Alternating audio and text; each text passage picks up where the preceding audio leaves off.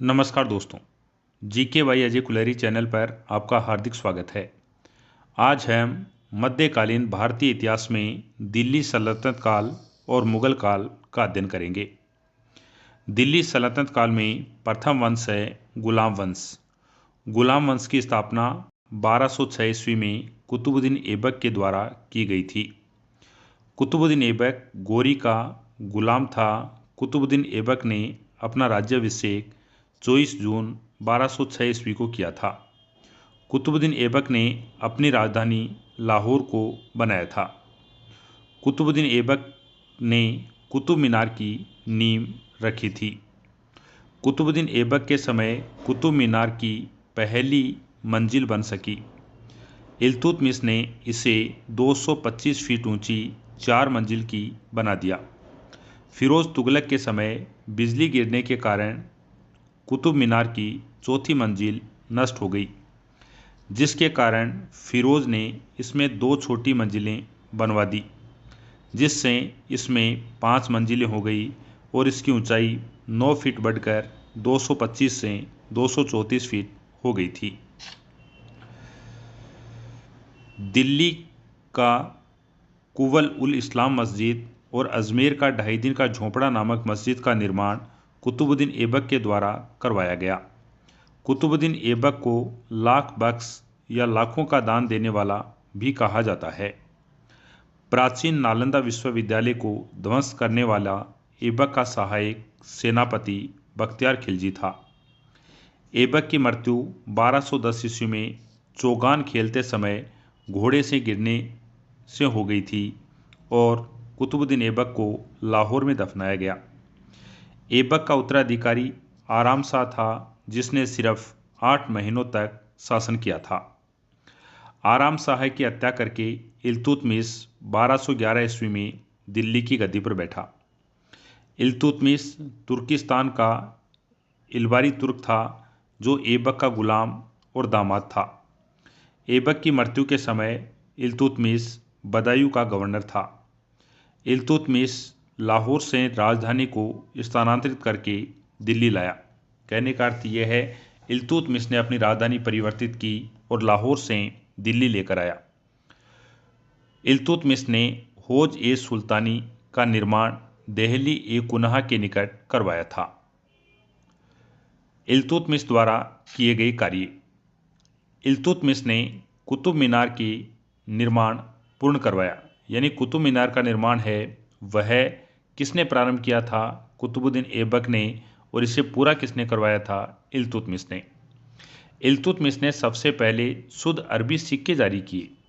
इनमें चांदी का टक्का और तांबे का जीतल प्रारंभ किया। इल्तुतमिश ने इक्ता प्रणाली प्रारंभ की थी। इल्तुतमिश ने 40 गुलाम सरदारों का संगठन बनाया, जो तुर्कान ए चेहलगानी के नाम से जाना जाता है। सर्वप्रथम दिल्ली के अमीरों का दमन इल्तुतमिश के द्वारा किया गया था। मंगोल चीन के उत्तर में गोदी के रेगिस्तानी में निवास करते थे। यह एक घूमने फिरने वाली अर्धसभ्य जाति थी तथा उसका मुख्य पैसा घोड़ों तथा अन्य पशुओं का पालन करना था। यह बहुत गंदे रहते थे तथा सभी प्रकार का मांस खाते थे। उनमें स्त्री विषयक नैतिकता का सर्वथा अभाव था, यद्यपि माँ का सम्मान करते थे। वे विभिन्न कबीलों में बटे हुए थे। उन्हीं कबीलों में से एक ने 1163 ईस्वी में तेमुचीन उर्फ चंगेज खां का जन्म हुआ, जिसे महान श्रापित दोनों को पुकारा गया है। इनका पिता वह एक अयोग्य शासक था, यसुगाई बहादुर था। इल्तुतमिश पहला शासक था जिसने 1229 ईस्वी में बगदाद के खलीफा से सुल्तान के पद की वैधानिक स्वीकृति प्राप्त की थी। इल्तुतमिश की मृत्यु अप्रैल 1236 ईस्वी में हो गई थी। चंगेज खां से बचने के लिए ख्वारिज्म के सम्राट जलालुद्दीन को इल्तुतमिश ने अपने यहाँ शरण नहीं दी थी। इल्तुतमिश के बाद उसका पुत्र रुकनुद्दीन फिरोज गद्दी पर बैठा। इसके अल्पकालीन शासन पर उसकी माँ शाह तुर्कान छाई रही। कहने का अर्थ यह है, इल्तुतमिश के बाद में शासक बना था रुकनुद्दीन फिरोज, परंतु वह अल्पकालीन तक शासन किया और उस समय शासन रुकनुद्दीन फिरोज की माँ शाह तुर्कान ने देखा था। शाह तुर्कान के अवांछित प्रभाव से परेशान होकर तुर्की अमीरों ने रुकनुद्दीन को हटाकर रजिया को सिंहासन पर आसीन किया। इस प्रकार रजिया बेगम प्रथम मुस्लिम शासिका थी जिसने शासन की बागडोर संभाली। रजिया ने पर्दा प्रथा को त्याग कर और पुरुषों की तरह चोगा या काबा और कुलाह टोपी पहनकर राज दरबार में खुले मुंह से जाने लगी। रजिया ने मलिक जलालुद्दीन याकूत को अमीर ए खूर यानी घोड़े का सरदार नियुक्त किया। गैर तुर्की को सामंत बनाने में रजिया के प्रयासों से तुर्की अमीर विरुद्ध हो गए तथा उसे बंदी बनाकर दिल्ली की गद्दी पर मुइजुद्दीन बहराम शाह को बिठा दिया। रजिया की शादी अल्तुनिया के साथ हुई। इससे शादी करने के बाद रजिया ने पुनः गद्दी प्राप्त करने का प्रयास किया, लेकिन वह असफल रही। रजिया की हत्या 13 अक्टूबर 1240 ईस्वी में डाकुओं के द्वारा कैथल के पास कर दी गई। बहराम शाह को बंदी बनाकर उसकी हत्या मई 1242 ईस्वी में कर दी गई। उसके बाद दिल्ली का सुल्तान अलाउद्दीन मसूद शाह बना। बलवन ने षड्यंत्र के द्वारा 1246 ईस्वी में अलाउद्दीन मसूद शाह को सुल्तान के पद से हटाकर नासिरुद्दीन महमूद को सुल्तान बना दिया। नासिरुद्दीन महमूद ऐसा सुल्तान था जो टोपी सीकर अपना जीवन निर्वाह करता था। नेक्स्ट, बलवन ने अपनी पुत्री का विवाह नासिरुद्दीन महमूद के साथ किया था। बलवन का वास्तविक नाम बहाउद्दीन था। बलवन इल्तुतमिश का गुलाम था। तुर्कान ए चेहलगानी का विनाश बलवन ने ही किया था। बलवन 1266 ईस्वी में गयासुद्दीन बलवन के नाम से दिल्ली की गद्दी पर बैठा। यह मंगोलों के आक्रमण से दिल्ली की रक्षा करने में सफल रहा। सीरी नामक नया नगर बलवन के द्वारा बसाया गया था। राज दरबार में सीजदा व पेबोस नामक प्रथा की शुरुआत बलवन ने की थी। बलवन ने फारसी रीति रिवाज पर आधारित नवरोज उत्सव का प्रारंभ किया था। नवरोज फारसी साल का पहला दिन था।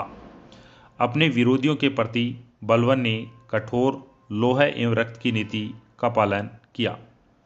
नासिरुद्दीन महमूद ने बलवन को उल्ग खां की उपाधि प्रदान की। बलवन आखेट अभियान के बहाने अपनी सेना को लंबी दूरी तक कवायद कराकर दुरुस्त रखता था। बलवन के दरबार में फारसी के प्रसिद्ध कवि अमीर खुसरो, अमीर हसन रहते थे। गुलाम वंश का अंतिम शासक शमसुद्दीन कैमूर था। इस प्रकार से गुलाम वंश का अंत हो गया। गुलाम वंश के बाद में दिल्ली सल्तनत का दूसरा वंश आता है खिलजी वंश। खिलजी वंश ने 1290 ईस्वी से 1320 ईस्वी तक शासन किया था। गुलाम वंश के शासन का समाप्त कर 13 जून 1290 ईस्वी को जलालुद्दीन फिरोज खिलजी ने खिलजी वंश की स्थापना की थी। एग्जाम में प्रश्न पूछा जाता है, खिलजी वंश की स्थापना किसने की थी? जलालुद्दीन फिरोज खिलजी। जलालुद्दीन फिरोज खिलजी ने किली खेरी को अपनी राजधानी बनाया। जलालुद्दीन की हत्या 1296 ईस्वी में उसके भतीजे व दामाद जलालुद्दीन खिलजी ने कड़ा मनिक पुल प्रयाग में कर दी थी। अमीर खुसरो का मूल नाम पुष्ट मोहम्मद हसन था। उसका जन्म पटियाला में 1253 ईस्वी में हुआ था। पटियाला पश्चिमी उत्तर प्रदेश के बदायूं के पास है। खुसरो प्रसिद्ध सूफी संत शेख निजामुद्दीन औलिया के शिष्य थे। वह बलवन से लेकर मोहम्मद तुगलक तक दिल्ली सुल्तानों के दरबार में रहे। इन्हें तूती-ए-हिंद, भारत का तोता के नाम से भी जाना जाता है। सितार एवं तबले के आविष्कार का श्रेय अमीर खुसरो को ही दिया जाता है।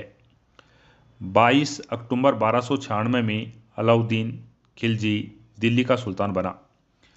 अलाउद्दीन के बचपन का नाम अली तथा गुरसास्प था। अलाउद्दीन खिलजी ने सेना को नकद वेतन देने स्थायी सेना की नींव रखी। दिल्ली के शासकों में अलाउद्दीन खिलजी के पास सबसे विशाल स्थायी सेना थी। घोड़ा दागने एवं सैनिकों का हुलिया लिखने की प्रथा की शुरुआत अलाउद्दीन खिलजी के द्वारा की गई थी।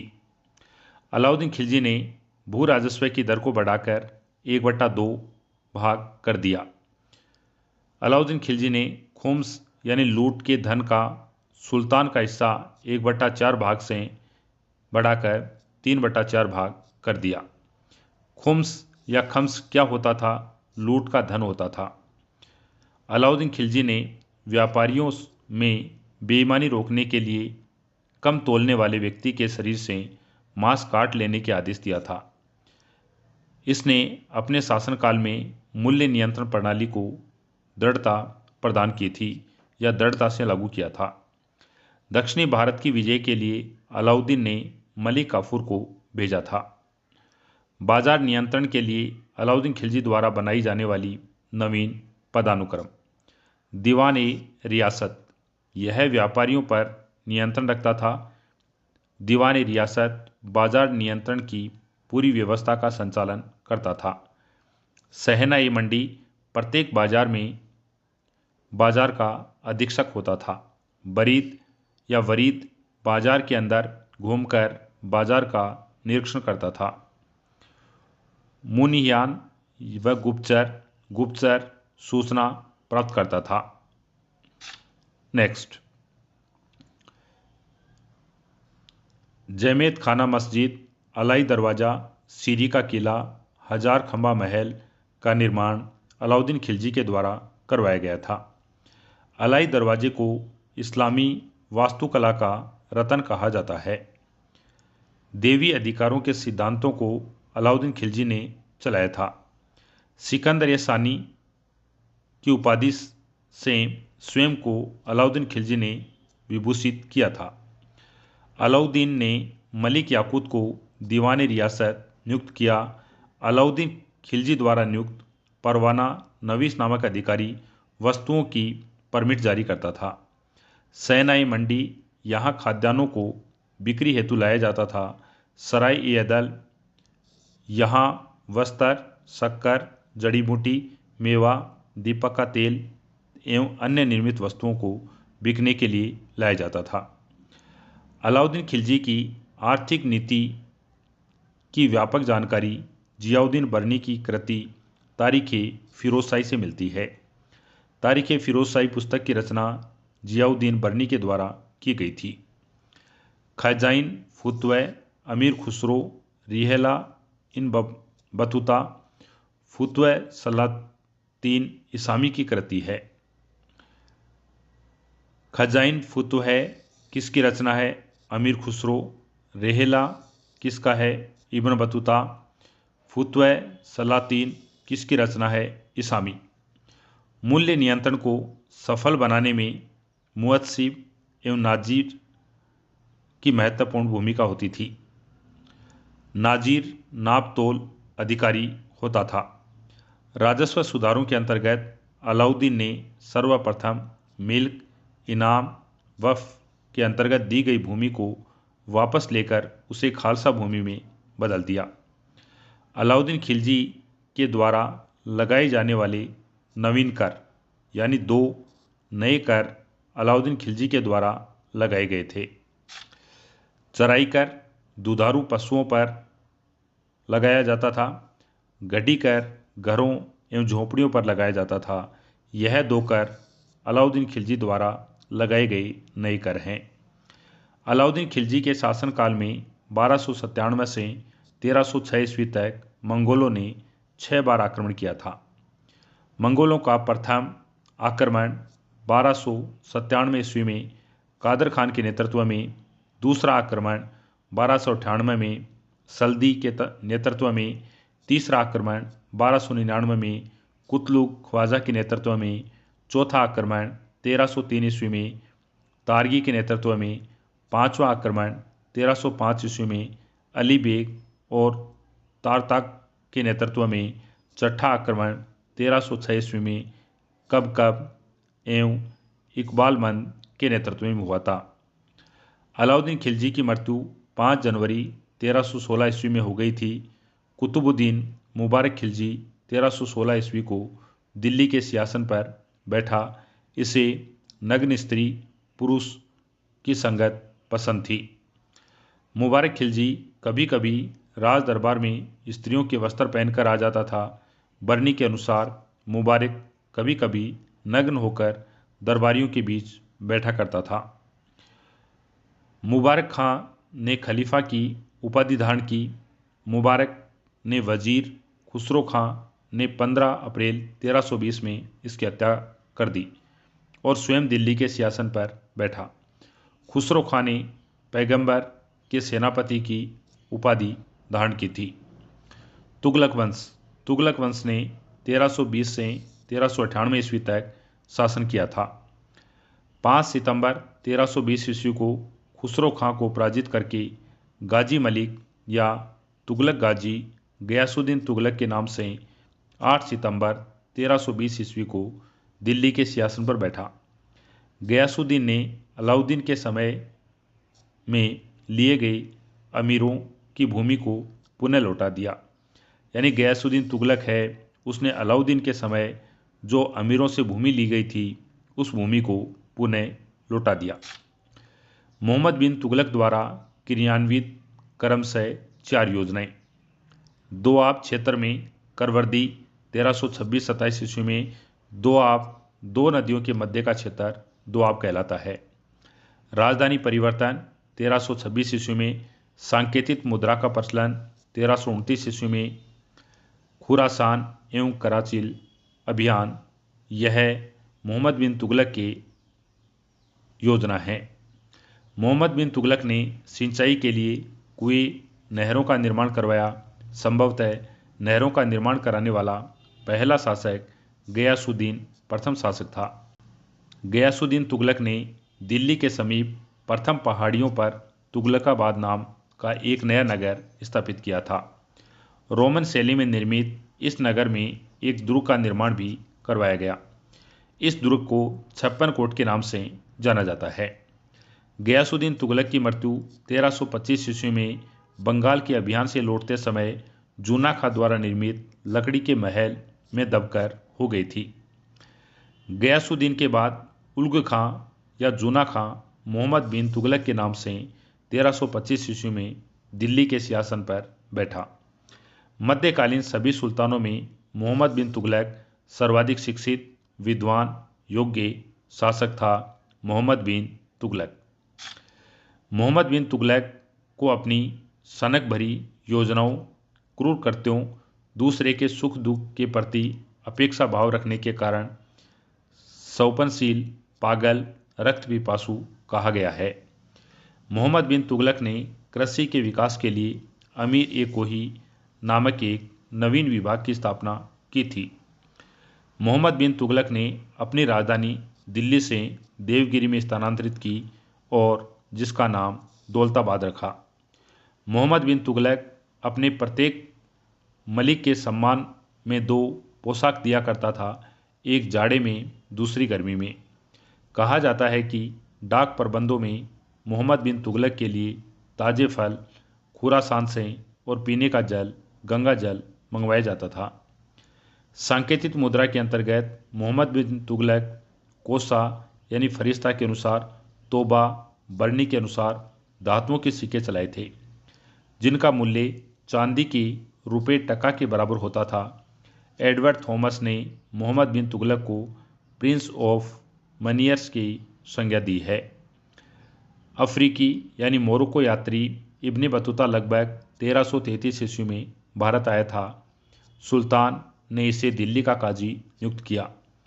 1342 ईस्वी में सुल्तान ने इसे अपने राजदूत के रूप में चीन भेजा था। इब्ने बतूता की पुस्तक रेहला में मोहम्मद बिन तुगलक के समय की घटनाओं का वर्णन मिलता है। इसने अपनी पुस्तक में विदेशी व्यापारियों के आवागमन, डाक चौकियों की स्थापना यानी डाक व्यवस्था और गुप्तचर व्यवस्था के बारे में लिखा है। इब्न बतूता ने नगाड़ों की भारी ध्वनि के बीच एक स्त्री को सती होने के दृश्य का वर्णन भी किया है। इनके कथानुसार सती होने के लिए सुल्तान की अनुमति लेनी होती थी। ये इब्ने बतूता ने बताया है। इब्ने बतूता मोहम्मद बिन तुगलक के काल में भारत आया था। मोहम्मद बिन तुगलक के समय जिया नवसई पहला व्यक्ति था जिसने संस्कृत कथाओं की एक श्रृंखला को फारसी में अनुवाद किया था। इस पुस्तक का नाम जूनी जामा था, जिसमें एक तोता एक ऐसी विरहिणी नायिका को कहानी सुनाता है जिसका पति यात्रा पर गया हुआ है। मोहम्मद तुगलक ने जीन परवसूरी नामक जैन साधु को अपने दरबार में बुलाकर सम्मान प्रदान किया था। मोहम्मद बिन तुगलक की मृत्यु 20 मार्च 1351 ईस्वी में सिंध जाते हुए थट्टा के निकट गोडाला में हो गई थी। मोहम्मद बिन तुगलक के शासनकाल में दक्षिण में हरिहर और बुक्का नामक दो भाइयों ने 1336 में स्वतंत्र राज्य विजयनगर की स्थापना की थी।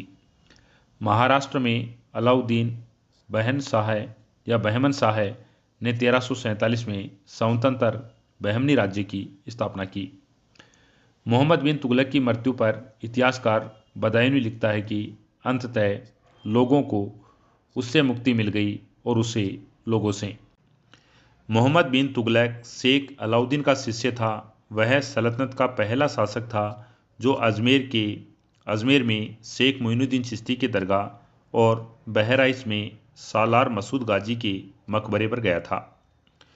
मोहम्मद बिन तुगलक ने बदायूं में मीरन मुल्दीन, दिल्ली में शेख निजामुद्दीन औलिया, मुल्तान में शेख रुकनुद्दीन, अजोधन में शेख सुल्तान आदि संतों की कब्रों पर मकबरे बनवाए थे। फिरोज शाह तुगलक का राज्याभिषेक थट्टा के निकट 20 मार्च 1351 ईस्वी को हुआ था। पुनः फिरोज का राज्याभिषेक दिल्ली में अगस्त 1351 ईस्वी को हुआ था। खलीफा द्वारा इसे कासिम अमीर उल मोमिन की उपाधि प्रदान की गई थी। नेक्स्ट, राजस्व व्यवस्था के अंतर्गत फिरोज ने अपने शासनकाल में 24 कष्टदायी करों को समाप्त कर केवल 4 कर लगाए थे: खराज, खुम्स, जजिया, जकात। खुम्स युद्ध में लूट के माल पर होता था। फिरोज तुगलक ब्राह्मणों पर जजिया कर लागू करने वाला पहला मुसलमान शासक था। फिरोज तुगलक ने एक नया कर सिंचाई कर भी लगाया जो उपज का 1/10 भाग होता था। फिरोज तुगलक ने 5 बड़ी नहरों का निर्माण करवाया था। फिरोज तुगलक ने 300 नए नगरों की स्थापना की थी। इनमें हिसार, फिरोजाबाद, फतेहाबाद, जौनपुर, फिरोजपुर प्रमुख थे। इसके शासनकाल में खिजराबाद टोपरा गांव में मेरठ से अशोक के 2 स्तंभों को लाकर दिल्ली में स्थापित करवाया था।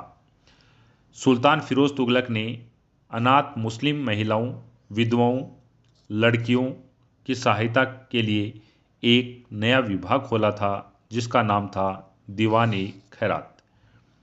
सल्तनतकालीन सुल्तानों के शासनकाल में सबसे अधिक दासों की संख्या फिरोज तुगलक के समय थी, जिनकी संख्या 1,80,000 दास थे।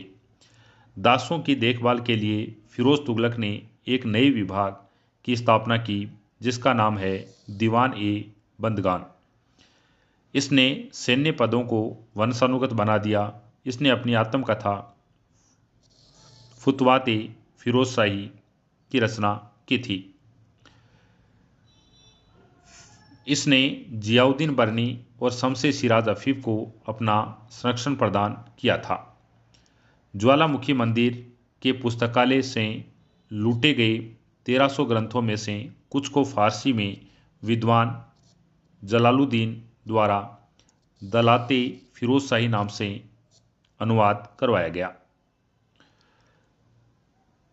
इसने चांदी और तांबे के मिश्रण से निर्मित सिक्के भारी संख्या में जारी किए, जिसे अद्दा व चीख कहा जाता था।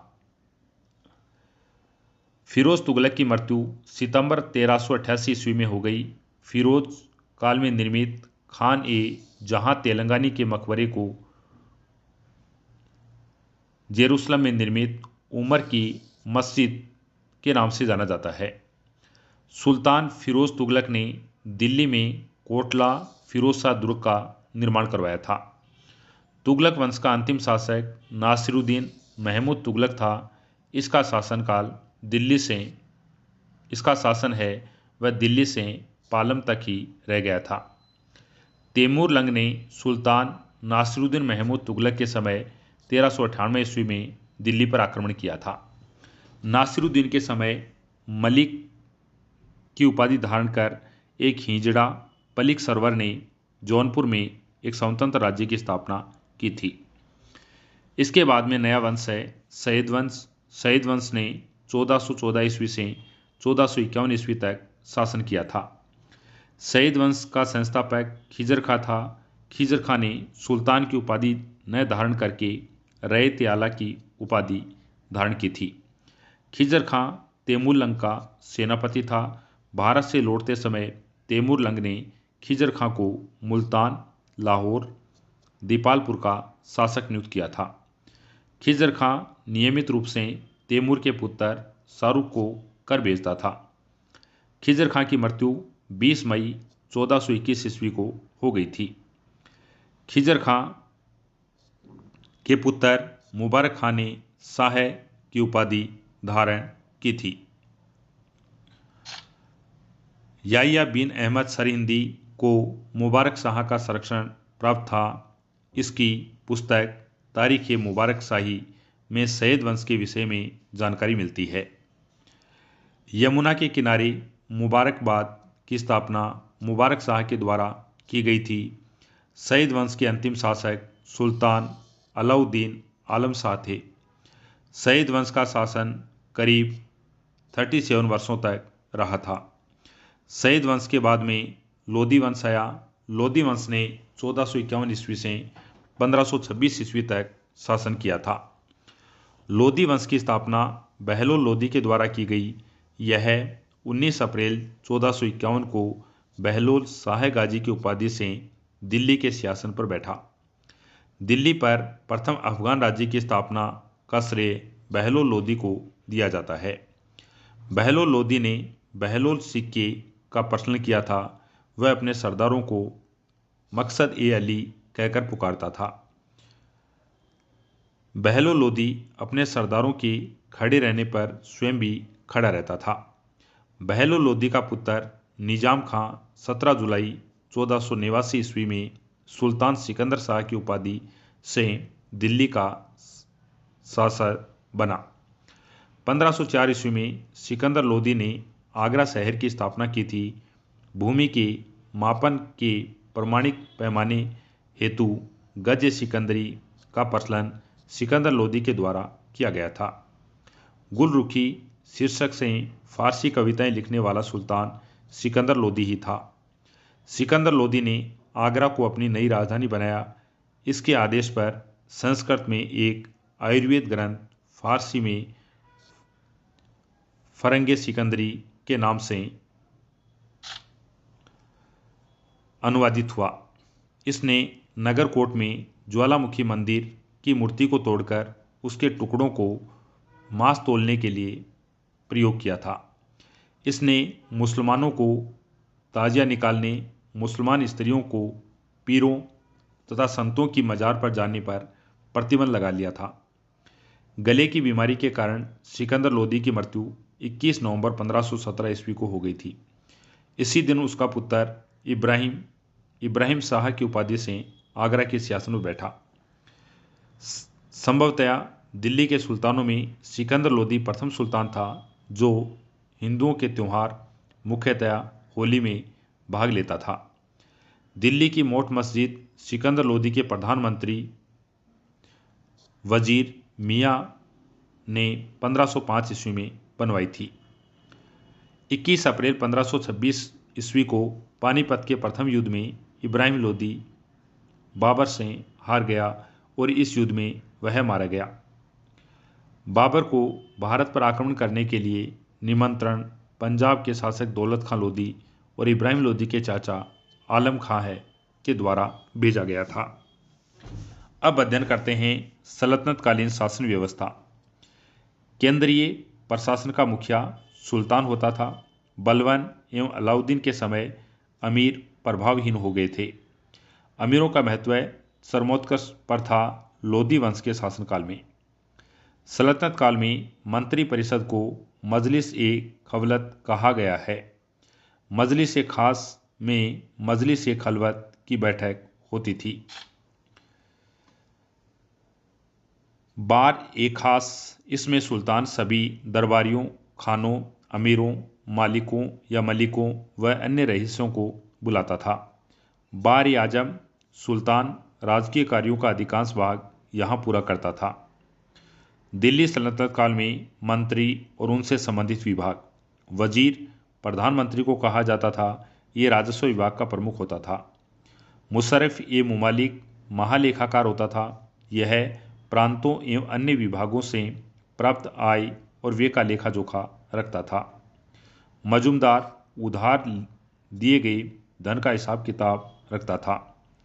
छजीन कोषाध्यक्ष आरिज मुमालिक दीवानी अर्ज अथवा सैन्य विभाग का प्रमुख होता था।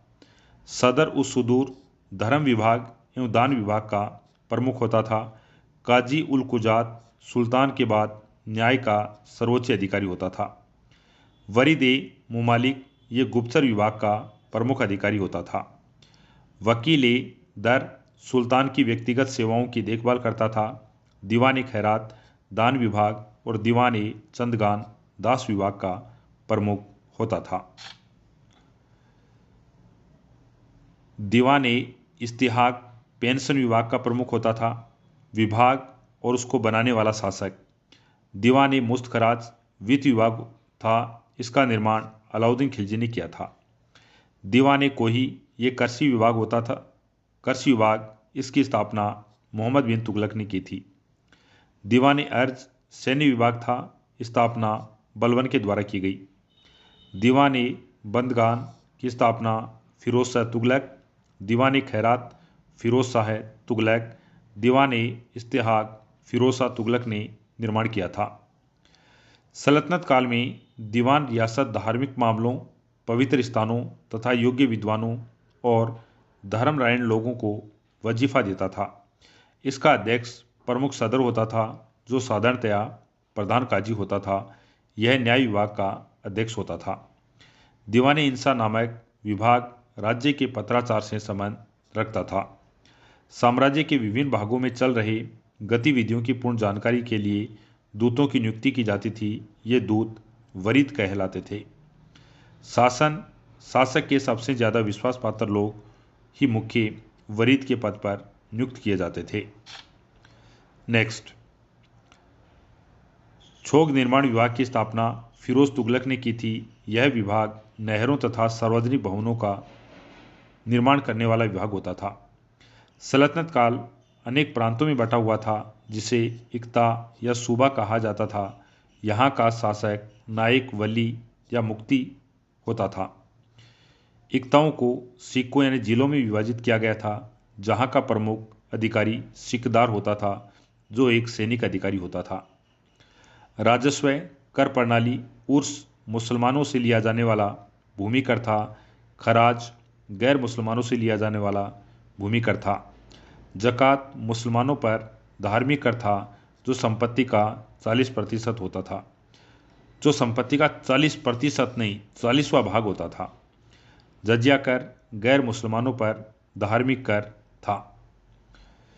खुम्स यह लूटे हुए धन, खानों अथवा भूमि में गड़े हुए खजानों से प्राप्त संपत्ति का 1/5 भाग था, जिस पर सुल्तान का अधिकार होता था। शेष 4/5 भाग पर उसके सैनिकों अथवा खजाना खोजने वाले को प्राप्त होता था। परंतु फिरोज तुगलक को छोड़कर अन्य सभी शासकों ने 4.5 या 4/5 हिस्सा स्वयं अपने लिए रखा। सुल्तान सिकंदर लोदी ने गढ़े हुए खजाने में अपना कोई हिस्सा नहीं लिया। सिक्कों को परगनों में विभाजित किया गया। आमील परगने का मुख्य अधिकारी होता था। मुशर्रिफ लगान को निश्चित करने वाला अधिकारी होता था। एक शहर या 100 गांवों के शासन की देखरेख अमीर सदा या अमीर सादा के द्वारा की जाती थी। प्रशासन की सबसे छोटी इकाई ग्राम होती थी। ग्राम में सबसे अधिक प्रभावशाली लोग खुद यानी छोटे कास्त और मुकद्दम मुखिया होते थे। ग्राम का एक पटवारी होता था। सुल्तान की स्थायी सेना को खास खेल नाम दिया गया था। मंगोल सेना के वर्गीकरण की दशमलव प्रणाली को सल्तनतकालीन सैन्य व्यवस्था का आधार बनाया गया था।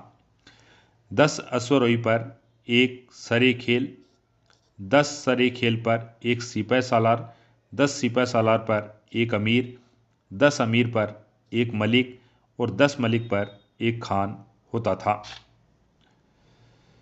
सल्तनत काल में लगान निर्धारण करने की मिश्रित प्रणाली को मुक्ताई कहा गया है। सुरसूती अच्छी किस्म का चावल पैदा होता था। अनहिवाड़ या अनहिवाड़ व्यापारियों का तीर्थ स्थल होता था। सतगांव रेशमी रजाइयों के लिए प्रसिद्ध था। आगरा नील उत्पादन के लिए और बनारस या वाराणसी सोने चांदी से जड़े काम के लिए प्रसिद्ध था। सल्तनतकालीन मुद्रा व्यवस्था में चांदी के टक्के और तांबे के दिरहम पर आधारित थी। देवल सल्तनत काल में अंतर्राष्ट्रीय बंदरगाहों के रूप में प्रसिद्ध था। अब पढ़ते हैं मुगल साम्राज्य। मुगल वंश की स्थापना बाबर के द्वारा की गई थी। बाबर ने उत्तरवर्ती मुगल साम्राज्य के तुर्क और सुन्नी मुसलमान थे। बाबर ने मुगल वंश की स्थापना के साथ ही पद पातशाही की स्थापना की, जिसके तहत शासक को बादशाह कहा जाता था। बाबर ने 1526 से 1530 ईस्वी तक भारत पर शासन किया था। बाबर का जन्म फरवरी 1483 ईस्वी में हुआ था। बाबर के पिता का नाम उमर शेख मिर्जा, जो फरगना नामक छोटे राज्य के शासक थे। बाबर फरगना की गद्दी पर 8 जून 1494 ईस्वी में बैठा था। बाबर ने 1507 ईस्वी में बादशाह की उपाधि धारण की, जिसे अब तक किसी तैमूर शासक ने धारण नहीं की थी। बाबर के 4 पुत्र थे, हुमायूं, कामरान, अस्करी, हिंदाल। बाबर ने भारत पर 5 बार आक्रमण किया। बाबर का भारत के विरुद्ध किया गया प्रथम अभियान 1519 में यूसुफ जाई जाति के विरुद्ध था। इस अभियान में बाबर ने बाजोर और बेहरा को अपने अधिकार में कर लिया था। पानीपत के प्रथम युद्ध में बाबर ने पहली बार तुलगुमा युद्ध नीति एवं तोपखाने का प्रयोग किया था। उस्ताद अली और मुस्तफ़ा बाबर के 2 प्रसिद्ध निशानेबाज थे, जिसने पानीपत के प्रथम युद्ध में भाग लिया था। बाबर के द्वारा लड़े गए प्रमुख युद्ध पानीपत का प्रथम युद्ध 21 अप्रैल 1526 ईस्वी में हुआ था। इस युद्ध में बाबर की विजय हुई थी। यह युद्ध पानीपत का प्रथम युद्ध इब्राहिम लोदी और बाबर के मध्य हुआ था। खानवा का युद्ध मेवाड़ के महाराणा सांगा और बाबर के मध्य 17 मार्च 1527 ईस्वी को हुआ था। खानवा के युद्ध में बाबर की विजय हुई थी। चंदेरी का युद्ध बाबर और मेदिनी राय के मध्य 29 जनवरी 1528 ईस्वी को हुआ था। चंदेरी के युद्ध में बाबर की विजय हुई थी। घाघरा का युद्ध अफगान और बाबर के मध्य हुआ था। यह युद्ध 6 मई 1529 ईस्वी को हुआ था। घाघरा के युद्ध में बाबर की विजय हुई थी। इब्राहिम लोदी मध्यकाल का प्रथम शासक था जो युद्ध स्थल में मारा गया। इसके साथ उसका मित्र ग्वालियर के राजा विक्रमजीत भी युद्ध स्थल में ही मारा गया था। हुमायूं ने कोहिनूर हीरा ग्वालियर के राजा विक्रमजीत से प्राप्त किया था। बाबर को अपनी उदारता के लिए कलंदर कहा जाता है या बाबर ने अपनी उदारता के लिए कलंदर की उपाधि धारण की थी। बाबर ने मुसलमानों को तमगा नामक कर से मुक्त कर दिया था। खानवा युद्ध में बाबर ने राणा सांगा के खिलाफ जिहाद का नारा दिया। युद्ध में विजय के बाद गाजी की उपाधि धारण की थी बाबर ने।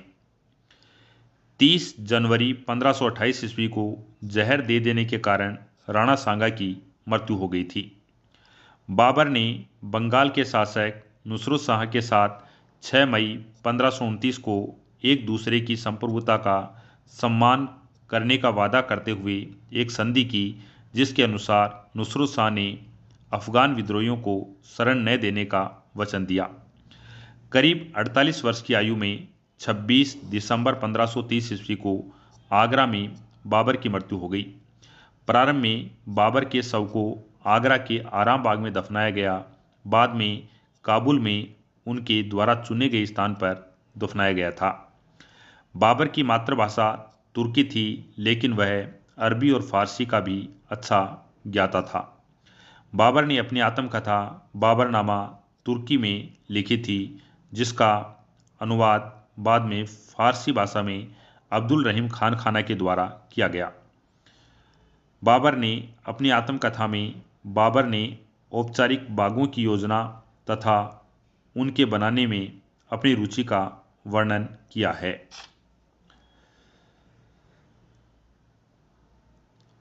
ये बाग दीवार से घिरे होते थे और कृत्रिम नहरों द्वारा 4 भागों में विभाजित आयताकार अहाते में स्थित होते थे।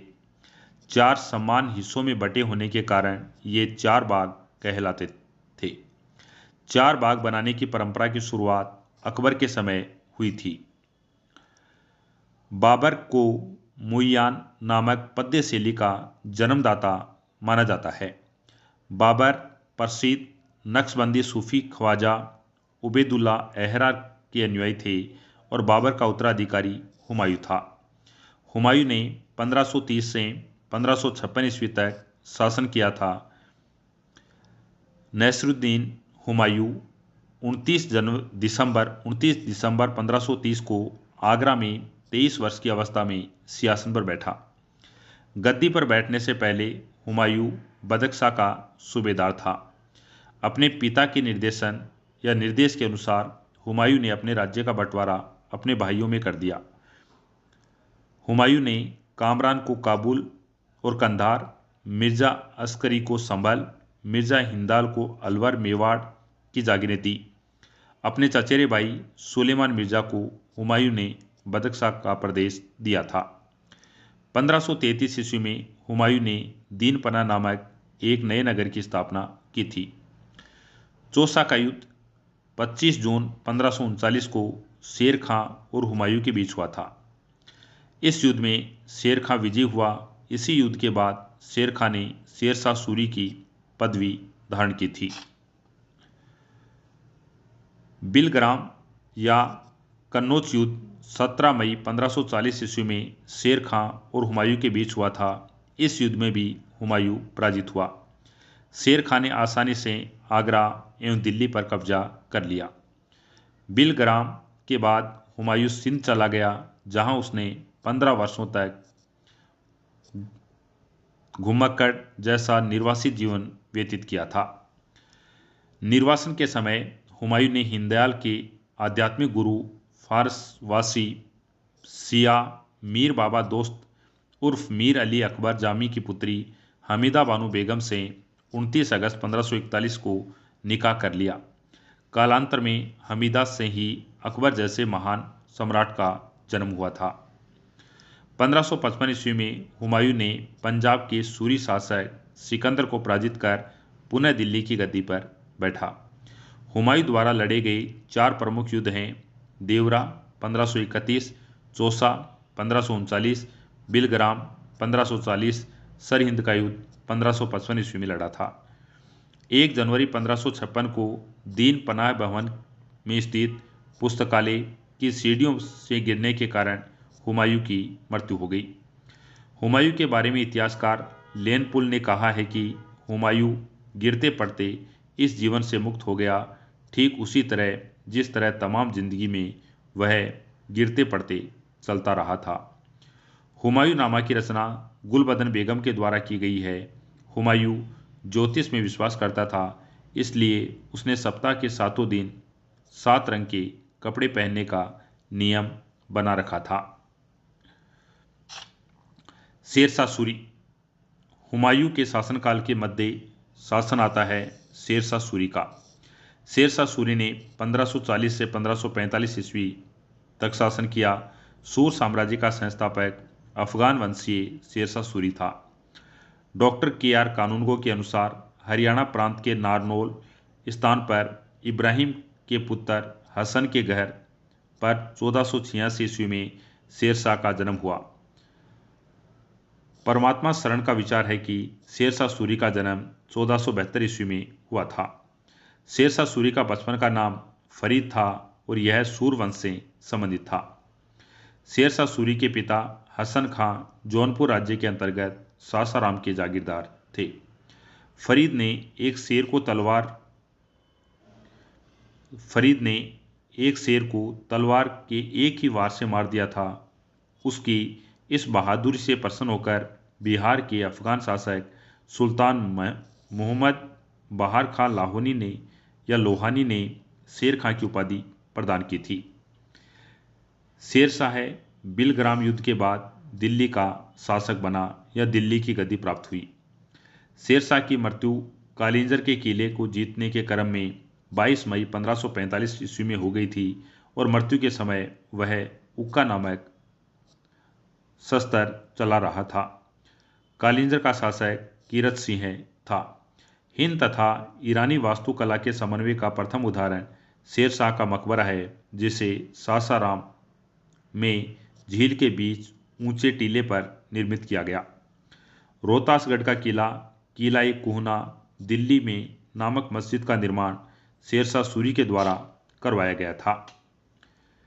शेरशाह का उत्तराधिकारी उसका पुत्र इस्लाम शाह था। शेरशाह ने भूमि के माप के लिए 32 अंक वाला सिकंदरी गज व हसन की डंडी का प्रयोग किया। उसने 178 ग्रेन चांदी का रुपया और 380 ग्रेन तांबे का दाम चलाया था। शेरशाह ने रोहतासगढ़ के दुर्ग और कन्नौज के निकट शेरसूर नामक नगर बसाया था। शेरशाह के समय पैदावार का लगभग 1/3 भाग सरकार लगान के रूप में वसूल करती थी। कबूलियत और पट्टा प्रथा की शुरुआत शेरशाह सूरी के द्वारा की गई थी। शेरशाह ने 1541 में पाटलिपुत्र को पटना के नाम से पुनः स्थापित किया। शेरशाह सूरी ने ग्रैंड ट्रंक रोड का मरम्मत करवाई और डाक प्रथा का प्रचलन शेरशाह सूरी के द्वारा किया गया। मलिक मोहम्मद जायसी शेरशाह के समकालीन थे। अकबर के समकालीन शासक थे इंग्लैंड का शासक रानी एलिजाबेथ ने 1558 से 1603 ईस्वी तक शासन किया था। ईरान के शासक थे शाह अब्बास, जिन्होंने 1588 से 1629 ईस्वी तक शासन किया था। रूस के शासक थे जार इवान चतुर्थ, जिन्होंने 1530 से 1584 ईस्वी तक शासन किया था। अकबर ने 1556 ईस्वी से 1605 ईस्वी तक शासन किया था। सम्राट अकबर का जन्म 15 अक्टूबर 1542 को हमीदा बानो बेगम के गर्भ से अमरकोट के राणा वीर साल के महल में हुआ था। अकबर का बचपन का नाम जलाल था और उसका राज्याभिषेक 14 फरवरी 1556 ईस्वी को पंजाब के कलानौर नामक स्थान पर हुआ था। अकबर का शिक्षक अब्दुल लतीफ़ ईरानी विद्वान था। वह जलालुद्दीन मोहम्मद अकबर बादशाह गाजी की उपाधि से राज्य सिंहासन पर बैठा। बैराम खां सिया मतलम्बी था। 1556 से 1560 ईस्वी तक अकबर का संरक्षक रहा। वह बदख्शा का निवासी था। उसे प्यार से खान बाबा या खानी बाबा कहा जाता था। पानीपत की दूसरी लड़ाई 5 नवंबर 1556 ईस्वी को अकबर और हेमू के बीच हुई थी। इस युद्ध में अकबर की विजय हुई। 31 जनवरी 1561 को मक्का की तीर्थ यात्रा के दौरान पाटन नामक स्थान पर मुबारक खां नामक युवक ने बैराम खां की हत्या कर दी थी और मई 1562 में अकबर ने हरम दल से अपने को पूर्णतः मुक्त कर लिया। हल्दी घाटी का युद्ध 18 जून 1576 ईस्वी में मेवाड़ के शासक महाराणा प्रताप और अकबर के बीच हुआ था। इस युद्ध में अकबर विजयी हुआ और इस युद्ध में मुगल सेना का नेतृत्व मान सिंह और आसफ खां के द्वारा किया गया। हल्दी घाटी के युद्ध में अकबर का सेनापति मान सिंह था, जो आमेर का राजा था। हल्दी घाटी युद्ध के समय कुंभलगढ़ राणा प्रताप की राजधानी थी। राणा की ओर से इस युद्ध में हाकिम कासूर के नेतृत्व में एक अफगान फौजी टुकड़ी भीलों की एक छोटी सी सेना ने भाग लिया था। महाराणा प्रताप की मृत्यु 19 जनवरी 1597 ईस्वी में एक सख्त धनुष की प्रत्यंचा चढ़ाते समय अंदरूनी चोट लग जाने के कारण हो गई। हल्दी घाटी के युद्ध के बाद राणा प्रताप ने डूंगरपुर के निकट चावंड में अपनी नई राजधानी बनाई थी। महाराणा प्रताप के घोड़े का नाम चेतक और हाथी का नाम राम प्रसाद था। दीन ए इलाही धर्म का प्रधान पुरोहित अकबर था। दीन ए इलाही धर्म स्वीकार करने वाला प्रथम और अंतिम हिंदू शासक राजा बीरबल था। महेश दास नामक ब्राह्मण को राजा बीरबल की पदवी दी गई थी, जो हमेशा अकबर के साथ रहता था। अकबर ने जैन धर्म के जैनाचार्य हरि विजय सूरी को जगत गुरु की उपाधि दी। अकबर ने शाही दरबार में अनुष्ठान के रूप में सूर्य उपासना शुरू करवाई थी। राजस्व प्राप्ति की जब्ती प्रणाली अकबर के शासनकाल में प्रचलित थी। अकबर ने दीवान राजा टोडरमल ने 1580 में 10 साला बंदोबस्त व्यवस्था लागू की थी। अकबर द्वारा जीते गए प्रदेश हैं मालवा। शासक बाज बहादुर 1561 ईस्वी में मुगल सेनापति आदम खां और पीर मोहम्मद थे। अकबर ने चुनार पर आक्रमण किया। उस समय चुनार का शासक अफगानों का शासन था और चुनार पर अकबर ने अब्दुल्ला खां के नेतृत्व में 1562 पर आक्रमण किया था। गोंडवाना की शासिका वीर नारायण और दुर्गावती थी। यहाँ पर 1564 में अकबर के सेनापति आसफ खां ने आक्रमण किया था। आमेर के शासक भारमल ने 1562 ईस्वी में स्वेच्छा से अकबर की अध्यक्षता स्वीकार की थी।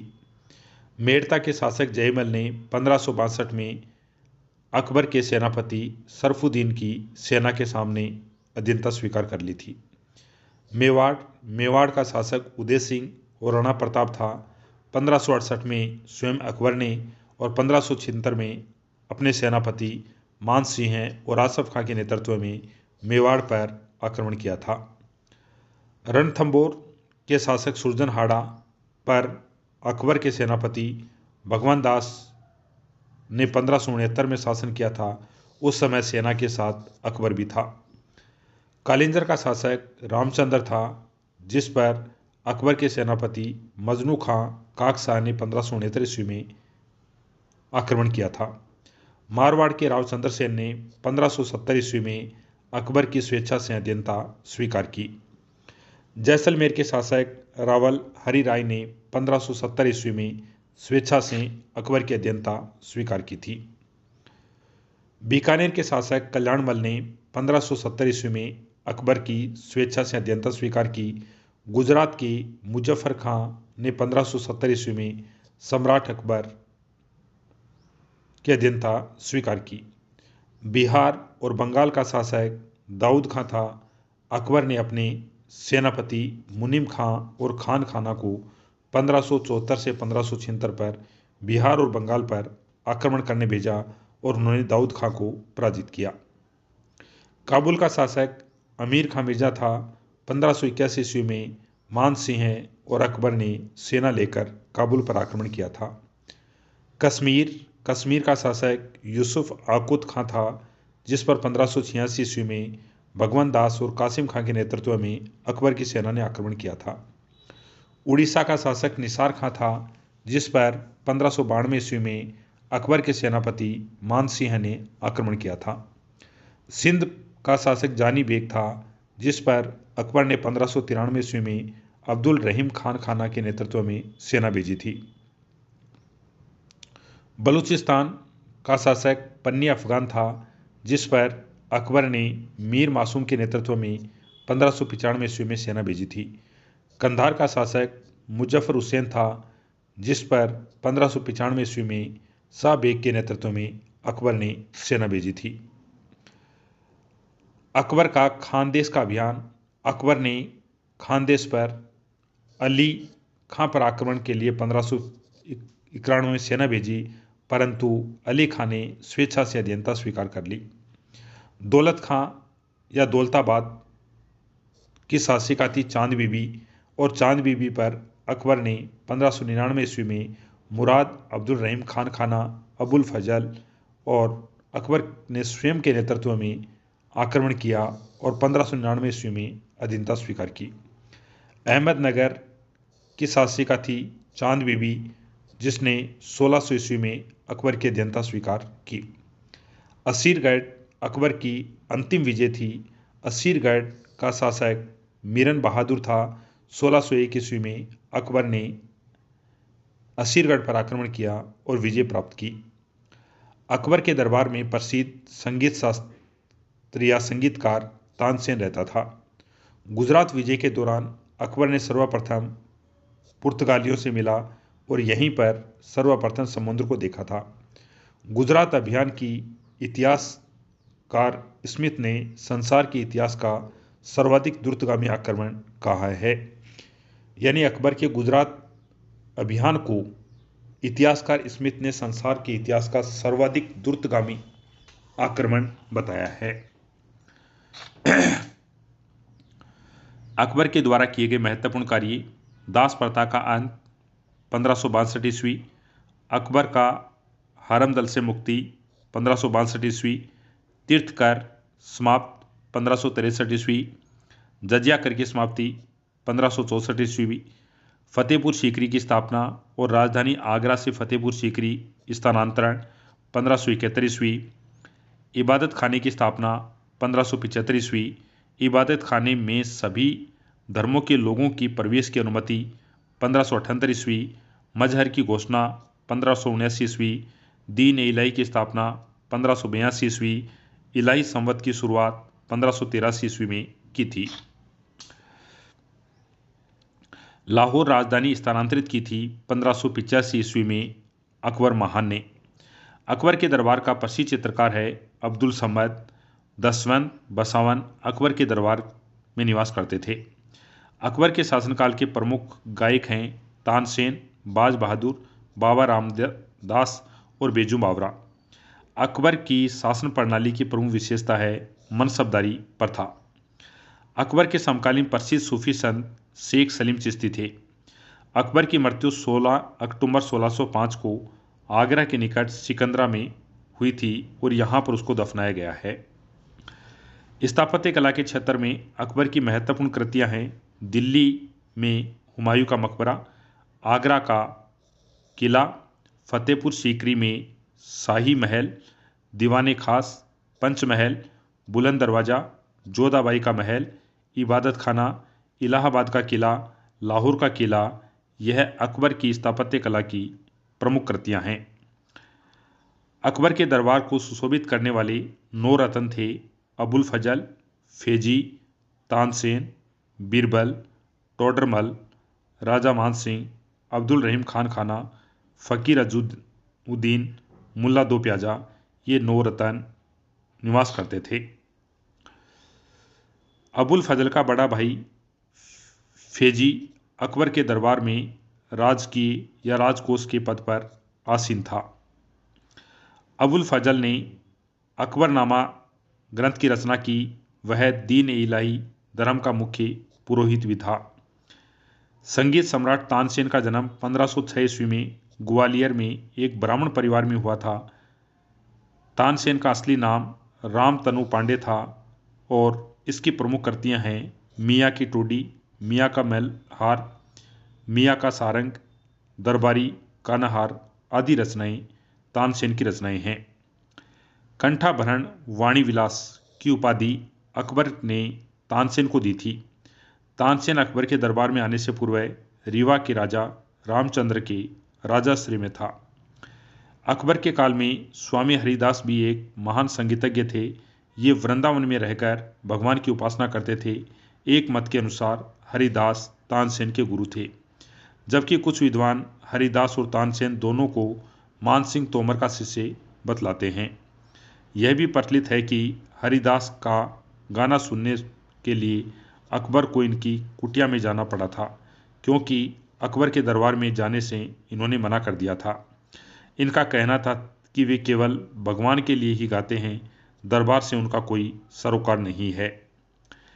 अकबर ने भगवान दास को अमीर उल उमरा की उपाधि दी थी। भगवान दास आमेर के राजा भारमल के पुत्र थे। यूसुफ जाइयों के विद्रोह को दबाने के दौरान बीरबल की हत्या कर दी गई थी।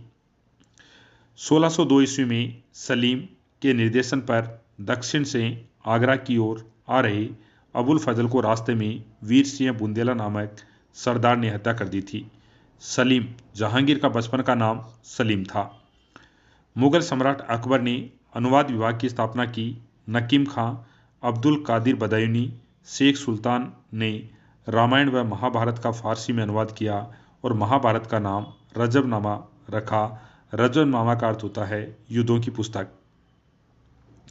पंचतंत्र का फारसी में अनुवाद अबुल फजल ने अनवर ए साजाद के नाम से, मिताना हुसैन फेज ने यार ए दानिश नाम से किया था। हाजी इब्राहिम सरहिंदी ने अथर्ववेद का, मुल्ला साहब मोहम्मद ने राजतरंगिनी का, अब्दुल रहीम खान खाना ने तुजु की बाबरी का और फेजी ने लीलावत का फारसी में अनुवाद किया था। फेजी ने नल दमयंती कथा का फारसी में अनुवाद कर उसका नाम सहेली या सहेली रखा था। भागवत पुराण का अनुवाद फारसी में टोडरमल ने किया था। अब्दुल कादिर बदायूनी ने सियासन बत्तीसी का अनुवाद फारसी में किया। ज्योतिष के प्रसिद्ध ग्रंथ नजक ए तुजुक का फारसी में अनुवाद जहान ए जफर नाम से मोहम्मद खां गुजराती के द्वारा किया गया। अकबर के काल को हिंदी साहित्य का स्वर्णकाल कहा जाता है। अकबर ने धीरियल को कवि प्रिय, नरहरि को महापात्र की उपाधि प्रदान की थी। बुलंद दरवाजे का निर्माण अकबर ने गुजरात विजय के उपलक्ष्य में करवाया था। 4 बाग बनाने की परंपरा का प्रारंभ अकबर के समय शुरू हुआ था। अकबर ने श्री कलम की उपाधि अब्दुल सम्मद को और जड़ी कलम की उपाधि मोहम्मद हुसैन कश्मीरी को दी थी। मुगलों की राजकीय भाषा फारसी थी। अकबर नगाड़ा या नकारा नामक वाद्य यंत्र बजाता था। अकबर के बाद में शासक बना जहांगीर। जहांगीर ने 1605 से 1627 ईस्वी तक शासन किया था। अकबर का उत्तराधिकारी हुआ जो 24 अक्टूबर 1605 ईस्वी को नैसुरुद्दीन मोहम्मद जहांगीर बादशाही गाजी की उपाधि धारण कर गद्दी पर बैठा। जहांगीर का जन्म 30 अगस्त 1569 ईस्वी को हुआ था। अकबर ने अपने पुत्र का नाम सलीम सूफी संत शेख सलीम चिश्ती के नाम पर रखा था। जहांगीर को न्याय की जंजीर के लिए याद किया जाता है।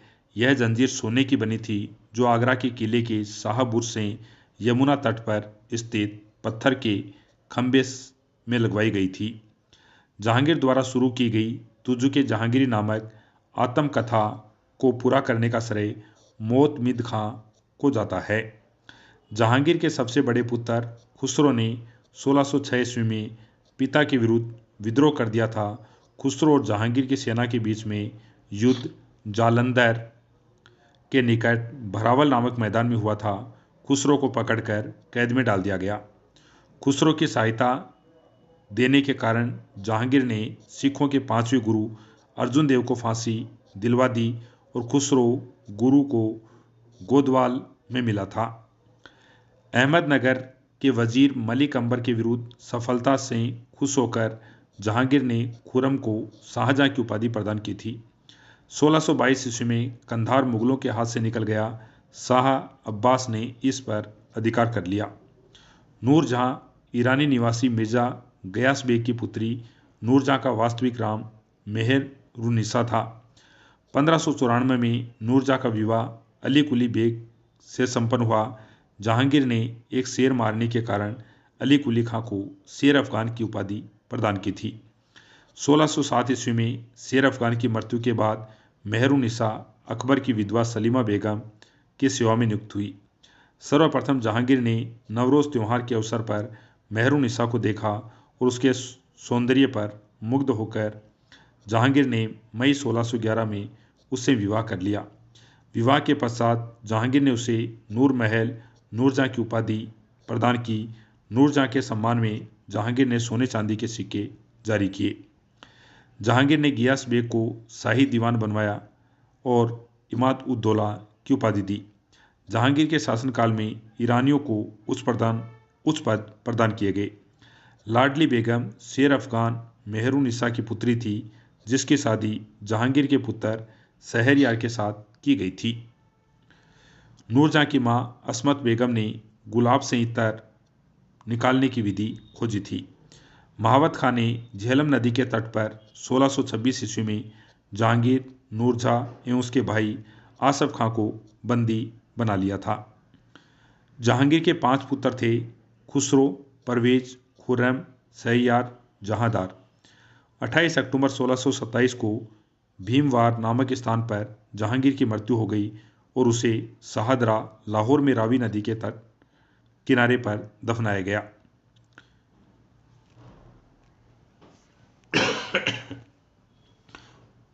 मुगल चित्रकला अपने चरमोत्कर्ष पर जहांगीर के शासनकाल में पहुंची थी। जहांगीर के दरबार में प्रमुख चित्रकार थे आगा रजा, अबुल हसन, मोहम्मद नासिर, मोहम्मद मुराद, उस्ताद मंसूर, बिशन दास, मनोहर, गोवर्धन, फारूक बेग, दौलत। जहांगीर ने आगा रजा के नेतृत्व में आगरा में एक चित्रशाला की स्थापना की थी। हमजानामा का विषय चित्रकला है। उस्ताद मंसूर अबुल हसन को जहांगीर ने क्रमशः नादिर उल उस या नादिर उस जमा की उपाधि प्रदान की। इसने संस्कृत के कवि जगन्नाथ को पंडित राज की उपाधि प्रदान की थी। जहांगीर ने अपनी आत्मकथा में लिखा है कि कोई भी चित्र, चाहे वह किसी मृतक व्यक्ति या जीवित व्यक्ति द्वारा बनाया गया हो, मैं देखते ही तुरंत बता सकता हूं कि यह किस चित्रकार की कृति है। यदि किसी चेहरे पर आंख किसी एक चित्रकार ने, बोहें किसी और ने बनाई है, तो यह भी जान लेता हूं कि आंख किसने और बोहें किसने बनवाई है। जहांगीर के समय को चित्रकला का स्वर्णकाल कहा जाता है। इस्ताद उद दौला का मकबरा या इमादु उद दौला का मकबरा 1626 में नूरजहां बेगम ने बनवाया था। मुगल कालीन वास्तुकला के अंतर्गत निर्मित यह प्रथम ऐसी इमारत है जो पूर्णतः बेदाग सफ़ेद संगमरमर से निर्मित है। सर्वप्रथम इसी इमारत में पित्रादुरा नामक जड़ाई कार्य किया गया था। पित्रादुरा का प्रयोग सर्वप्रथम किस इमारत में हुआ? इमादुद्दौला के मकबरे में। अशोक के कौशाम्बी स्तंभ पर समुद्रगुप्त की प्रयाग प्रशस्ति और जहांगीर के लेख उत्कीर्ण हैं। जहांगीर के मकबरे का निर्माण नूरजहां ने करवाया था। जहांगीर के शासनकाल में कैप्टन हॉकिंस, प्रथम अंग्रेज, sir Thomas Roe, William Finch, Edward Terry जैसे यूरोपीय यात्री भारत आए थे। शाहजहां जहांगीर के बाद सिंहासन पर बैठा था। जोधपुर के शासक मोटा राजा उदय सिंह की पुत्री जगत गुसाई के गर्भ से 5 जनवरी 1592 ईस्वी को खुर्रम का जन्म हुआ। ये जन्म लाहौर में हुआ था। खुर्रम को शाहजहां कहा जाता है। 1612 में खुर्रम का विवाह आसफ खां की पुत्री अर्जुनमंद बानो बेगम से हुआ था, जिसे शाहजहां ने मलिक-ए जमानी की उपाधि प्रदान की थी। 7 जून 1631 में प्रसव पीड़ा के कारण मलिका-ए जमानी की मृत्यु हो गई थी। 4 फरवरी 1628 को शाहजहां आगरा में अबुल मुजफ्फर साहबुद्दीन मोहम्मद साहिब कीर्तन-ए-सानी की उपाधि प्रदान कर सिंहासन पर बैठा। शाहजहां ने आसफ खां को वजीर पद, महावत खां को खान-ए-खाना की उपाधि प्रदान की थी।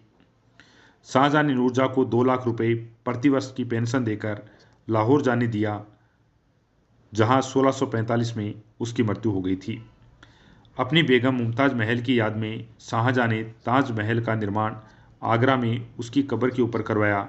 उस्ताद ईसा ने ताजमहल की रूपरेखा तैयार की थी। ताजमहल का निर्माण करने वाला मुख्य स्थापत्य कलाकार उस्ताद अहमद लाहौरी था। मयूर सिंहासन का निर्माण शाहजहां ने करवाया था। इसका मुख्य कलाकार बेबादल खां थे। बादशाह के सिंहासन के पीछे पित्रादुरा के जड़ाऊ काम की एक श्रृंखला बनाई गई थी, जिससे पौराणिक यूनानी देवता आर्सियस की वीणा बजाते हुए चित्रित किया गया है। शाहजहां के शासनकाल को स्थापत्य कला का स्वर्ण युग कहा जाता है।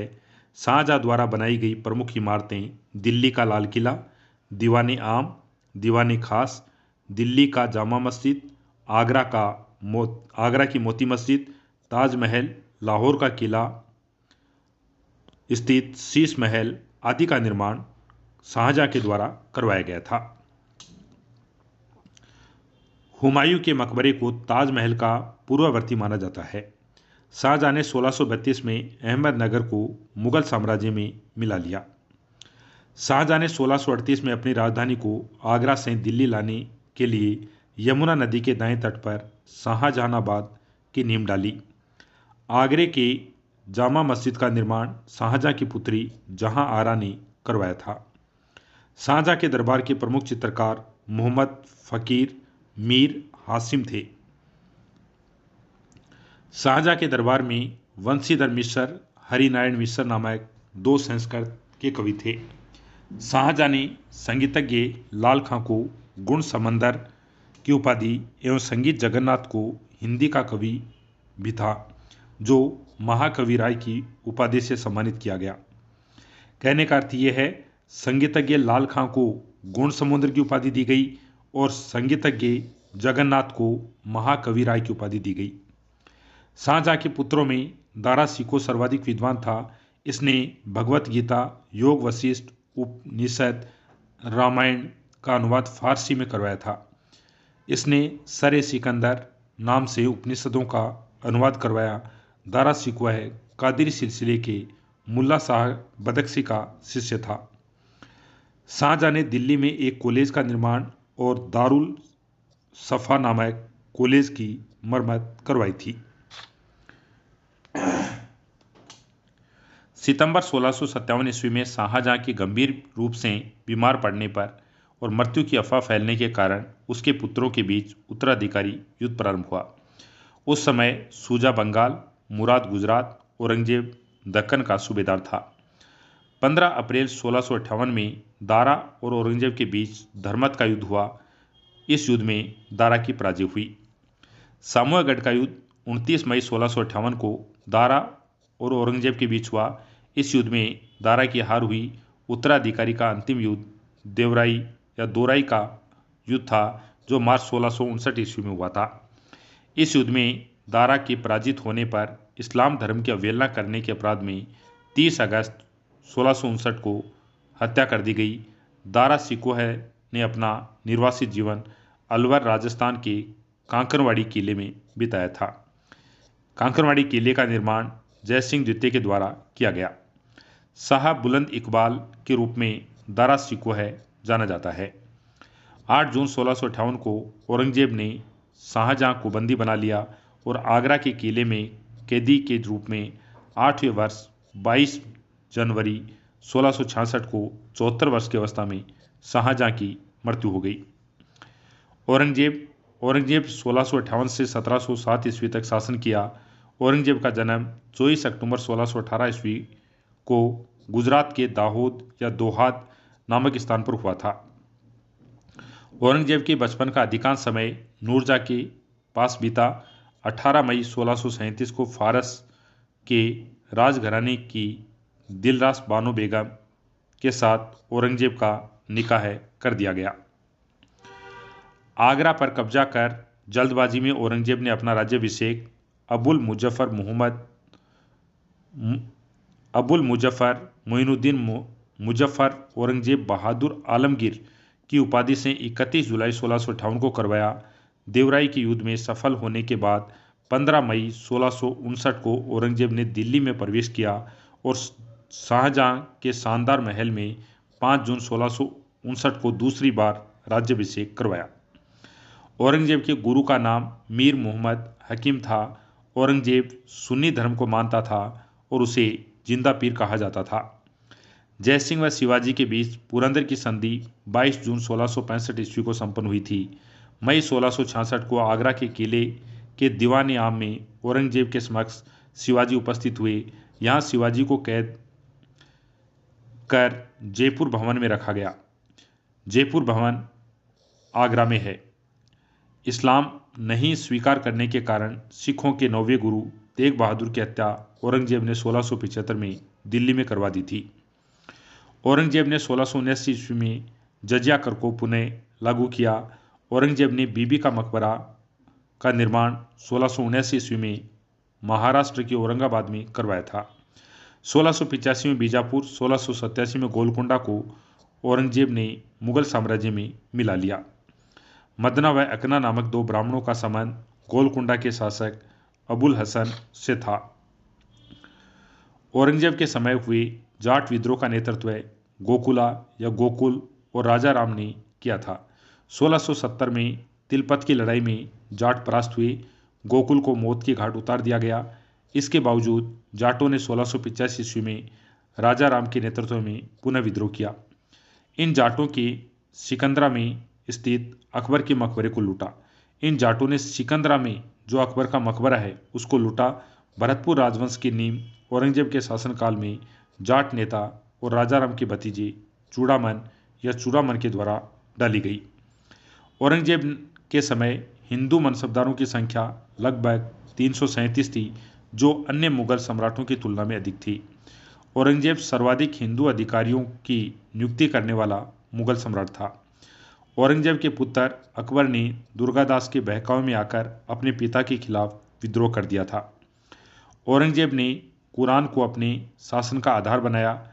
इसने सिक्के पर कलमा खुदवाना, नवरोज का त्यौहार मनाना, भांग की खेती करना, गाना बजाना, झरों का दर्शन, तुलादान प्रथा।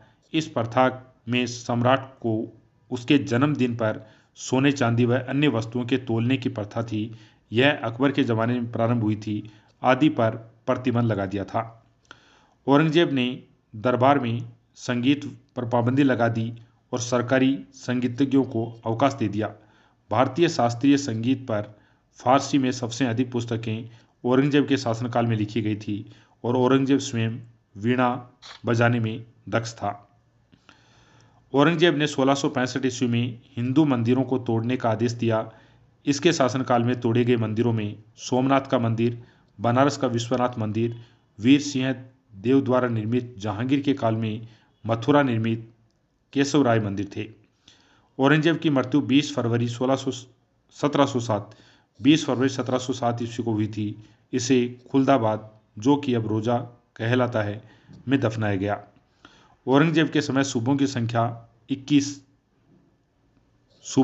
20 थी। औरंगजेब के समय सूबों की संख्या कितनी थी? 20। औरंगजेब दारुल हर्ब, काफिरों का देश, को दारुल इस्लाम के देश में परिवर्तित करना चाहता था। औरंगजेब के शासनकाल में मुगल सेना में सर्वाधिक हिंदू सेनापति थे। फ्रांसीसी यात्री फ्राइको बर्नियर औरंगजेब का चिकित्सक था। अब पढ़ते हैं मुगलकालीन शासन व्यवस्था। मंत्री परिषद को विजारत कहा जाता था। बाबर के शासनकाल में वजीर पद काफी महत्वपूर्ण था। सम्राट के बाद शासन के कार्यों का संचालन करने वाला सबसे महत्वपूर्ण अधिकारी वकील था, जिसके कर्तव्यों को अकबर ने दीवान, मीर बख्शी, सदर सुदूर, मीर समन में विभाजित कर दिया था। औरंगजेब के समय असद खां ने सर्वाधिक 31 वर्षों तक दीवान के पद पर कार्य किया। मीर बख्शी द्वारा सरकत नाम के पत्तर पर हस्ताक्षर के बाद सेना को हर महीने वेतन मिलता था। जब कभी सत्तर न्यायालय विभाग के प्रमुख का कार्य करता था तो उसे काजी कहा जाता था। छगानहीन भूमि या मदद ए मास को निरीक्षण सदर करता था। सम्राट के घरेलू विभाग का प्रधान मीर समा कहलाता था। सूचना एवं गुप्तचर विभाग का प्रधान दरोगा ए डाक चौकी कहलाता था। शरीयत के प्रतिकूल कार्य करने वाले को रोकना, आम जनता के दुष्चरित्रता के से बचाने का कार्य मुहद्दसिब नामक अधिकारी के द्वारा किया जाता था।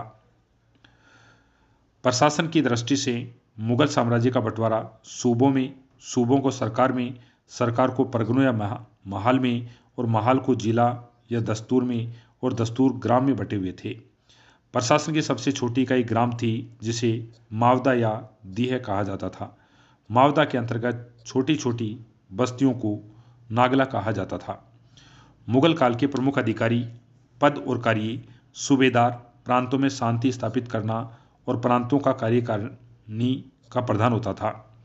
दीवान प्रांतीय राजस्व का प्रधान होता था, सीधे शाही दीवान के प्रति जवाबदेही होता था। बख्शी शाही से जो प्रांतीय सैन्य होती थी उसका प्रधान होता था बख्शी। बख्शी प्रांतीय सेना का प्रधान होता था।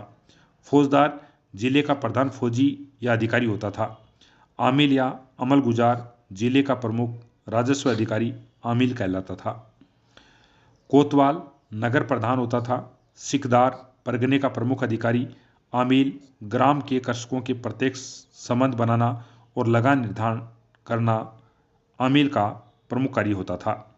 शाहजहां के शासनकाल में सरकार और परगनों के मध्य चकला नामक एक नई इकाई की स्थापना की गई थी। भूमि कर के विभाजन के आधार पर मुगल साम्राज्य की समस्त भूमि को 3 वर्गों में बांटा गया था: खालसा भूमि, जागीर भूमि, मदद-ए-मास भूमि। खालसा भूमि प्रत्यक्ष रूप से बादशाह के नियंत्रण में होती थी। जागीर भूमि तनख्वाह के बदले दी जाने वाली भूमि थी और मदद-ए-मास या सयूरगल भूमि अनुदान में दी गई लगानहीन भूमि होती थी। इसे मिल्क भी कहा जाता था। मदद-ए-मास भूमि पर कर नहीं लिया जाता था, यानी लगान नहीं लगती थी। शेरशाह द्वारा भू राजस्व हेतु अपनाई जाने वाली पद्धति राय का प्रयोग अकबर ने भी किया था। अकबर के द्वारा करोड़ी नामक अधिकारी की नियुक्ति 1573 ईस्वी में की गई थी। इसे अपने क्षेत्र में 1 करोड़ दाम वसूल करना होता था। 1580 में अकबर ने दहसाला नाम की एक नवीन प्रणाली प्रारंभ की। इस व्यवस्था को टोडरमल बंदोबस्त भी कहा जाता है। इस व्यवस्था के अंतर्गत भूमि को 4 भागों में विभाजित किया गया था। पोलज, इसमें नियमित रूप से खेती होती थी। वर्ष में 2 बार फसलें उगाई जाती थी। प्रति इस भूमि पर 1 या 2 वर्ष के अंतराल से खेती की जाती थी। चाचर, इस भूमि पर 3 से 4 वर्ष के अंतराल से खेती की जाती थी। बंजर, यह खेती योग्य भूमि नहीं थी, इस पर लगान नहीं वसूला जाता था।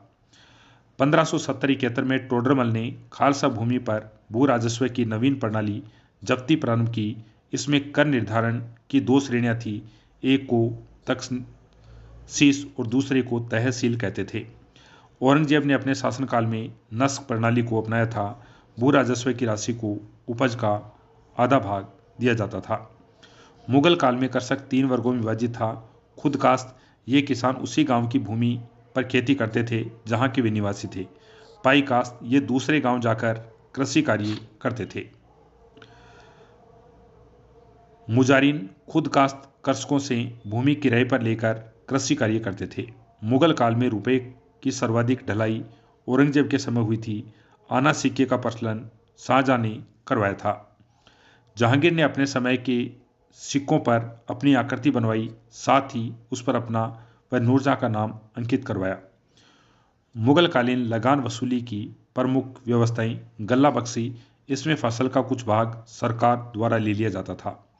नस्क प्रथा, इसमें खड़ी फसल के आधार पर लगान का अनुमान लगाकर फसल कटने पर उसे ले लिया जाता था। ये व्यवस्था बंगाल में प्रचलित थी।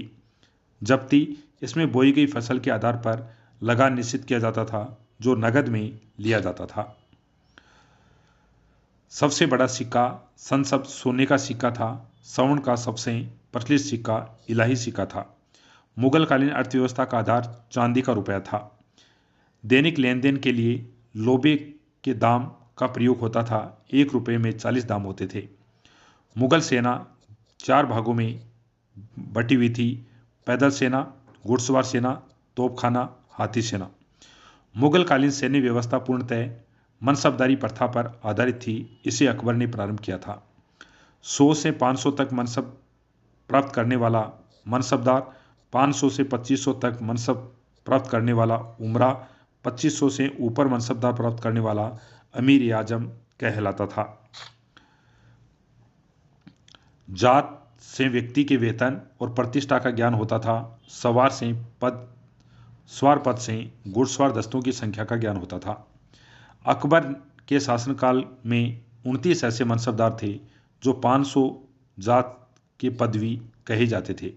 औरंगजेब के शासनकाल तक ऐसे मनसबदारों की संख्या 79 थी। जहांगीर ने सवार पद पर 2 अस्पा सिंह अस्पा व्यवस्था की। सर्वप्रथम यह पद महावत खां को दिया गया था। आज हमने दिल्ली सल्तनत और मुगल काल का अध्ययन किया। आज के लिए इतना ही। आगे हम भारत का स्वतंत्रता संग्राम टॉपिक का अध्ययन करेंगे। आज के लिए इतना ही।